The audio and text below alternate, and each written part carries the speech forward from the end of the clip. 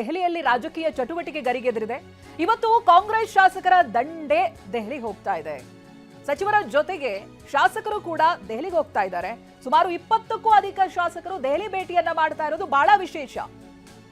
ಇದು ಕೇವಲ ಸಚಿವರುಗಳ ಭೇಟಿನೂ ಅಲ್ಲ, ಸಿಎಂ ಡಿಸಿಎಂ ಕೂಡ ಹೋಗ್ತಾ ಇದ್ದಾರೆ. ಅವರ ಜೊತೆಗೇನೆ 20ಕ್ಕೂ ಹೆಚ್ಚಿನ ಶಾಸಕರು ದೆಹಲಿ ಭೇಟಿಗೆ ರೆಡಿಯಾಗಿ ನಿಂತಿದ್ದಾರೆ, ಪ್ರಯಾಣ ಬೆಳೆಸ್ತಾ ಇದ್ದಾರೆ ಅಂತ ಹೇಳಿದ್ರೆ ಇದನ್ನ ಬಹಳ ಲೈಟ್ ಆಗಿ ತಗೊಳ್ಳೋದಕ್ಕೆ ಆಗೋದಿಲ್ಲ. ಏನು ದೊಡ್ಡ ಮಟ್ಟದಲ್ಲಿ ಚಟುವಟಿಕೆ ಆಗ್ತಾ ಇದೆ, ದೆಹಲಿಯಲ್ಲಿ ರಾಜಕೀಯ ಗರಿಗೆದರಿದೆ ಅನ್ನೋದು ಬಹಳ ಸ್ಪಷ್ಟವಾಗಿದೆ. ಇಲ್ಲಿವರೆಗೂ ಕೂಡ ಹೈಕಮಾಂಡ್ ಮೌನವಾಗಿರೋದಕ್ಕೆ ಬಹಳಷ್ಟು ಕಾರಣ ಇದೆ. ಇದುವರೆಗೂ ಫೇಸ್ ಮಾಡಿರುವಂತಹ ಕೆಲ ರಾಜ್ಯಗಳ ಎಲೆಕ್ಷನ್ಗಳು ಕೂಡ. ಇನ್ನು ಸಿಂಧನೂರು ಶಾಸಕ ಹಂಪನಗೌಡ ಬಾದರ್ಲಿ, ರಾಯಚೂರು ಗ್ರಾಮ ಶಾಸಕ ಬಸನಗೌಡ ದದ್ದಲ್ ಯಾರ್ಯಾರು ಹೋಗ್ತಾ ಇದ್ದಾರೆ ಅನ್ನೋ ಡೀಟೇಲ್ಸ್ಗಳು ಕೂಡ ಗೊತ್ತಾಗ್ತಾ ಇದೆ. ಮಳವಳ್ಳಿಯ ನರೇಂದ್ರ ಸ್ವಾಮಿ, ಹಾಗೆ ರಾಘವೇಂದ್ರ ಹಿಟ್ನಾಳ್, ಎಂಎಲ್ಸಿ ಶರಣಗೌಡ ಬಯ್ಯಾಪುರ, ವಸಂತ್ ಕುಮಾರ್, ಶಾಸಕ ಬಸವರಾಜ್ ಶಿವಣ್ಣನವರ್, ಟಿಬಿ ಜಯಚಂದ್ರ, ಇವರೆಲ್ಲರೂ ಇವತ್ತು ರಾತ್ರಿ ಸಚಿವರು ಶಾಸಕರು ದೆಹಲಿಗೆ ಪ್ರಯಾಣವನ್ನ ಬೆಳೆಸ್ತಾರೆ ಅನ್ನೋದು ಗೊತ್ತಾಗ್ತಾ ಇದೆ. ಯಾರ್ಯಾರು ಹೋಗ್ತಾ ಇದ್ದಾರೆ ಅನ್ನೋ ಡೀಟೇಲ್ಸ್ಗಳು ಕೂಡ ಸಿಗ್ತಾ ಇದೆ. 20 ಶಾಸಕರುಗಳು ಕೂಡ ಹೊರಟು ನಿಂತಿದ್ದಾರೆ ಅಂತ ಹೇಳಿದ್ರೆ ಏನಾಗಬಹುದು ದೆಹಲಿಯಲ್ಲಿ ಅಂತ.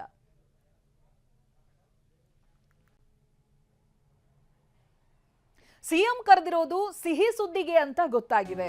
ಇದು ವಿಧಾನಸೌಧದಲ್ಲಿ ಶಾಸಕ ಬೇಳೂರು ಗೋಪಾಲಕೃಷ್ಣ ಕೊಟ್ಟಿರುವಂತಹ ಹೇಳಿಕೆ. ಸಿಎಂ ಪ್ರವಾಸ ಬಳಿಕ ನಾವು ದೆಹಲಿಗೆ ಹೋಗಬೇಕು, ಗುಂಪಾಗಿ ಅಥವಾ 4-5 ಜನರ ತಂಡ ಅಂತ ಚರ್ಚೆಯಾಗಿದೆ. ಹೇಗೆ ಹೋಗಬೇಕು ಅಂತ ಚರ್ಚೆ ಮಾಡ್ತೀವಿ. ಸಚಿವ ಸಂಪುಟ ಪುನರಚನೆ ಖಂಡಿತ ಆಗಲೇಬೇಕು. ನಾಯಕತ್ವ ಗೊಂದಲವನ್ನ ಹೈಕಮಾಂಡ್ ಬಗೆಹರಿಸಲಿ ಅನ್ನೋದಾಗಿ ಬೇಳೂರು ಗೋಪಾಲಕೃಷ್ಣ ಹೇಳಿದ್ದಾರೆ.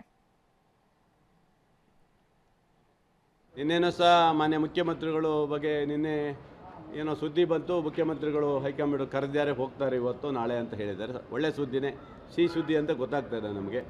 ಅದರಿಂದ ನಾವು ನೋಡ್ತಾ ಇದ್ದೀವಿ ಮುಖ್ಯಮಂತ್ರಿಗಳು ಹೋಗಿ ಬಂದ ಮೇಲೆ ಏನು ಮಾಡಬೇಕು, ಗುಂಪಾಗಿ ಹೋಗಬೇಕು ಅಥವಾ 3-4 ಜನ ಹೋಗ್ಬೇಕು ಅನ್ನೋದನ್ನ ನಿರ್ಧಾರ ಈಗಾಗಲೇ ಮಾಡ್ತೀವಿ. ನಿನ್ನೆ ನಮ್ಮ ಇದರಲ್ಲಿ ಕರೆದಿದ್ದಾರಲ್ಲ, ನಮ್ಮ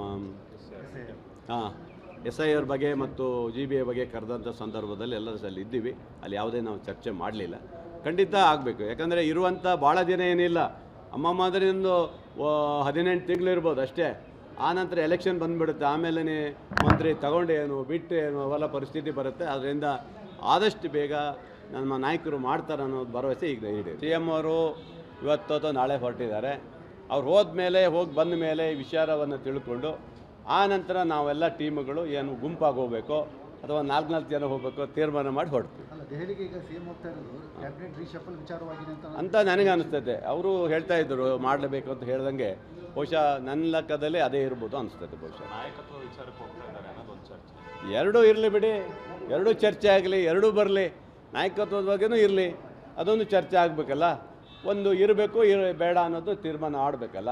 ಯಾವುದಾದ್ರು ಒಂದು ಹೇಳಿದ್ರೆ ಒಳ್ಳೆಯದು. ಇಲ್ಲಾಂದರೆ ಭಾಳ ಜನರಿಗೆ ಗೊಂದಲ ಇದೆ, ರಾಜ್ಯದಲ್ಲಿ ಕಾರ್ಯಕರ್ತರಿಗೆ ಗೊಂದಲ ಇದೆ. ಯಾವುದಾದ್ರು ಒಂದು ತೀರ್ಮಾನ ಆಗಿಬಿಟ್ರೆ ರಗಲೇ ಇಲ್ಲದೆ ಅಷ್ಟು, ಅದೊಂದು ಕೇಳ್ತಾ ಇದ್ದೀವಿ. ಪ್ರಸನ್ನ ಡೀಟೇಲ್ಸ್ ಕೊಡ್ತಾರೆ. ಪ್ರಸನ್ನ, ಬೇಳೂರು ಗೋಪಾಲಕೃಷ್ಣ ಅವರ ಹೇಳಿಕೆಯನ್ನ ಗಮನಿಸಿದ್ರೆ ನಾಯಕತ್ವ ಬದಲಾವಣೆ ಜೊತೆಗೆ ಈ ಶಾಸಕರುಗಳಿಗೆ ಬಹಳ ದೊಡ್ಡ ಇಂಟ್ರೆಸ್ಟ್ ಇರೋದು ಸಂಪುಟ ಪುನರಚನೆ ಆಗೋಗ್ಲಿ, ನಮಗೂ ಒಂದು ಅವಕಾಶ ಸಿಗ್ಲಿ ಅನ್ನುವಂಥದ್ದಾಗಿ ಇದೆಯಾ? ಏನ್ ಗೊತ್ತಾಗ್ತಾ ಇದೆ ಪ್ರಸನ್ನ?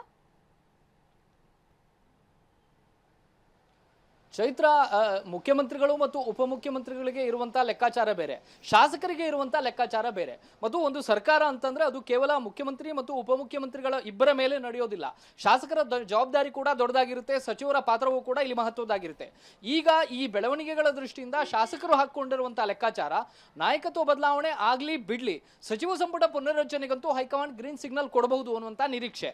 ಈಗ ಮುಖ್ಯಮಂತ್ರಿಗಳ ಬದಲಾವಣೆ ಆದರೂ ಕೂಡ ಒಂದು ಹೊಸ ಸಚಿವ ಸಂಪುಟ ರಚನೆ ಆಗಬೇಕು, ಈಗ ಇರುವಂತಹ ಸಚಿವರನ್ನ ಬದಲಾವಣೆ ಮಾಡಲೇಬೇಕು ಅನ್ನುವಂತ ಒತ್ತಡ ಇದೆ ಮತ್ತು ಅದು ಸಹಜವಾದಂತಹ ಪ್ರಕ್ರಿಯೆ. ಅಕಸ್ಮಾತ್ ನಾಯಕತ್ವ ಹಾಗೆ ಮುಂದುವರಿಯುತ್ತೆ, ಸಿದ್ದರಾಮಯ್ಯನವರೇ ಮುಂದುವರಿತಾರೆ ಅಂದ್ರೂ ಕೂಡ ಸಚಿವ ಸಂಪುಟ ಪುನರ್ರಚನೆ ಆಗಬೇಕು. ಆಗ್ಲೂ ಕೂಡ ಈಗ ಇರುವಂತಹ ತಂಡವನ್ನ ಬದಲಾವಣೆ ಮಾಡಬೇಕಾಗುತ್ತೆ. ಹಾಲಿ ಇರುವಂತಹವರ ಪೈಕಿ ಸುಮಾರು 15ರಿಂದ 20ಕ್ಕೂ ಹೆಚ್ಚು ಮಂದಿಯನ್ನ ಸಚಿವ ಸ್ಥಾನದಿಂದ ಕೈ ಬಿಡಬಹುದು ಅನ್ನುವಂತಹ ಲೆಕ್ಕಾಚಾರ ಮತ್ತು ಆ ರೀತಿಯ ನಿರೀಕ್ಷೆಗಳಿದ್ದಾವೆ.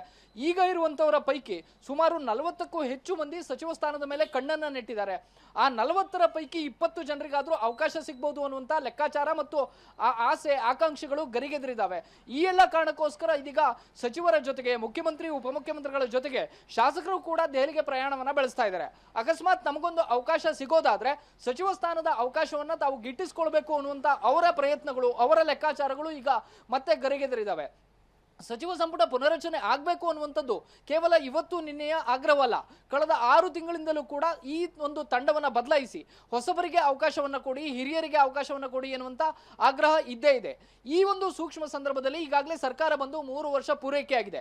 ಇಂಥ ಸಂದರ್ಭದಲ್ಲಿ ಸಚಿವ ಸಂಪುಟ ಪುನರಚನೆ ಮಾಡಲೇಬೇಕಂತ ಒಂದು ಒತ್ತಡ ಹೈಕಮಾಂಡ್ನ ಮೇಲೂ ಕೂಡ ಇದೆ ಮತ್ತು ಆ ಒಂದು ಸಚಿವ ಸ್ಥಾನದ ಮೇಲೆ ಕಣ್ಣು ನೆಟ್ಟವರು ಕೂಡ ತಕ್ಷಣ ಬದಲಾವಣೆ ಮಾಡಲೇಬೇಕು ಅನ್ನುವಂಥ ಗಡುವನ್ನು ಕೊಡ್ತಾ ಇದ್ದಾರೆ. ಇಂಥ ಸಂದರ್ಭದಲ್ಲಿ ಕೇವಲ ಮುಖ್ಯಮಂತ್ರಿಗಳ ವಿಷಯ ಮಾತ್ರ ಇಲ್ಲಿ ಅಡಕವಾಗಿಲ್ಲ, ಜೊತೆಗೆ ಶಾಸಕರ ಭವಿಷ್ಯವೂ ಕೂಡ ದೆಹಲಿಯಲ್ಲಿ ನಿರ್ಧಾರ ಆಗುವಂತ ಸಾಧ್ಯತೆಗಳಿದಾವೆ. ಅಕಸ್ಮಾತ್ ನಾಳೆ ಮುಖ್ಯಮಂತ್ರಿಗಳ ಜೊತೆಗೆ ರಾಹುಲ್ ಗಾಂಧಿ ಅವರು ಚರ್ಚೆ ನಡೆಸಿದಂತ ಸಂದರ್ಭದಲ್ಲಿ ಓಕೆ ನೀವು ರೀಶಫಲ್ ಮಾಡಿ ಅನ್ನುವಂತ ಗ್ರೀನ್ ಸಿಗ್ನಲ್ ನ ಕೊಟ್ಟಿದ್ದೆ ಆದ್ರೆ ಆಗ ಸಹಜವಾಗಿ ಸಿದ್ದರಾಮಯ್ಯವರು ಒಂದು ಪಟ್ಟಿಯನ್ನ ಮಾಡ್ತಾರೆ, ಯಾರನ್ನ ಕೈ ಬಿಡಬೇಕು, ಯಾರನ್ನ ಸೇರ್ಪಡೆ ಮಾಡ್ಕೊಳ್ಬೇಕು ಅನ್ನುವಂತ ಒಂದು ಪಟ್ಟಿ ತಯಾರಾಗುತ್ತೆ. ಆ ಸಂದರ್ಭದಲ್ಲಿ ತಮಗೂ ಒಂದು ಅವಕಾಶ ಸಿಗಬಹುದು ಅನ್ನುವಂತ ಬಹುದೊಡ್ಡ ನಿರೀಕ್ಷೆ ಇದೀಗ ಶಾಸಕರಲ್ಲಿ ಮನೆ ಮಾಡಿದೆ. ಇದೇ ಕಾರಣಕ್ಕೋಸ್ಕರ ಮುಖ್ಯಮಂತ್ರಿಗಳ ಜೊತೆಗೆ ಹಲವಾರು ಮಂದಿ ಶಾಸಕರು ಕೂಡ ದೆಹಲಿಗೆ ಪ್ರಯಾಣವನ್ನ ಬೆಳೆಸ್ತಾ ಇದ್ದಾರೆ. ದೆಹಲಿ ಎಐಸಿಸಿ ಅಧ್ಯಕ್ಷ ಕೆಸಿ ವೇಣುಗೋಪಾಲ್, ಸುರ್ಜೇವಾಲಾ ಸೇರಿದಂತೆ ಪ್ರಮುಖ ನಾಯಕರನ್ನ ಭೇಟಿಯಾಗಿ ಸಚಿವ ಸ್ಥಾನದ ಅಹವಾಲನ್ನ, ತಮ್ಮ ಬೇಡಿಕೆಯನ್ನ ಮುಂದಿಡೋದಕ್ಕೆ ತೀರ್ಮಾನವನ್ನ ತೆಗೆದುಕೊಂಡಿದ್ದಾರೆ. ಹೀಗಾಗಿ ಮುಖ್ಯಮಂತ್ರಿಗಳು ಮತ್ತು ಉಪಮುಖ್ಯಮಂತ್ರಿಗಳ ಒಂದು ಆಂಗಲ್ ಇಂದ ನಾಳೆ ಎಷ್ಟು ಮುಖ್ಯವಾದಂತಹ ಮೀಟಿಂಗು, ಶಾಸಕರ ದೃಷ್ಟಿಯಿಂದಲೂ ಕೂಡ ನಾಳೆ ನಡೆಯುವಂತಹ ಸಭೆ ಅತ್ಯಂತ ಮಹತ್ವದ್ದಾಗುತ್ತೆ. Chaitra. Okay, thank you Prasanna ಮಾಹಿತಿಗಾಗಿ.